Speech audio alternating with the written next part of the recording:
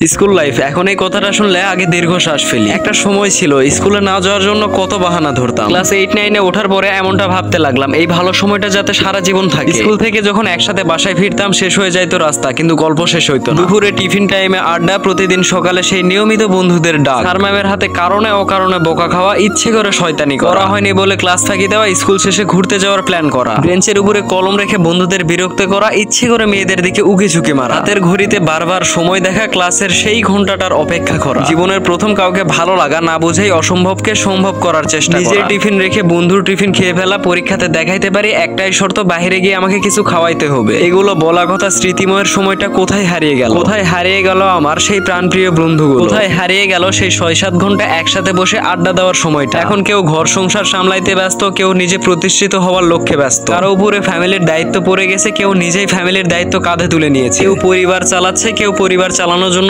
Struggle করতেছে। সময়ের পরিবর্তনে সবাই দূর দূরান্ত স্থানে অবস্থান করতেছে, কিন্তু এমন একটা সময় ছিল যেদিন 1-2 দিনের বেশি আমরা দেখা না করে থাকতাম না। দিনের মধ্যে আমাদের 7-8 ঘন্টা একসাথে কাটানো হইতো। এখন এমন একটা পরিস্থিতি হয়ে দাঁড়িয়েছে, দিনে 7-8 মিনিটের জন্য কারোর সাথে কারো দেখা হয় না। সত্যি সময়ের নির্মম পরিহাসে আরো কত কি জীবন থেকে হারিয়ে ফেলবো। দেখতে দেখতে স্কুল জীবন শেষ হয়ে গেল, মনে হলো এই তো কিছুদিন আগে, কিন্তু কিছুদিন বলতে বলতে যে 2 বছর এভাবে কেটে যাবে ভাবতে পারিনি। তবে অনেকটাই পার্থক্য রয়েছে। এই কলেজ লাইফের 2 বছরে যে স্মৃতিটা জমাইছি, স্কুল লাইফের লাস্ট 1 বছরের স্মৃতির কাছে কলেজ লাইফের 2 বছরের স্মৃতি সামান্য কিছু। জীবনে যতই যাই হোক, স্কুল জীবনের বন্ধু বান্ধবের মতো কখনো বন্ধু বান্ধব হয় না। এটা আপনি তখনই উপলব্ধি করতে পারবেন যখন আপনি প্রতিষ্ঠিত হওয়ার লক্ষ্যে দৌড়াবেন। দেখতে দেখতে স্কুল জীবন শেষ হয়ে গেল, আবার কলেজ জীবনটাও শেষ হয়ে গেল, ভার্সিটি জীবন আসতে চললো। তবে আর যাই হোক, স্কুল জীবনের মতো আসলে কোনো জীবন উপলব্ধি করা যাবে না। কলেজ লাইফ, ভার্সিটি লাইফ এতটা স্মৃতিময় হবে না যতটা স্মৃতির পাতায় আমার এই স্কুল জীবনটা জড়িয়ে ছিল। এখন শুধু দিন শেষে একটাই আক্ষেপ থেকে যায়, সেই প্রাণপ্রিয় বন্ধুগুলো কি সবাই আবার একসাথে হওয়া হবে না? সেই প্রাণপ্রিয় বন্ধুদের সাথে আর কি মজা করে কথা বলা যাবে না? আজকের ভিডিওটিতে আপনার সেই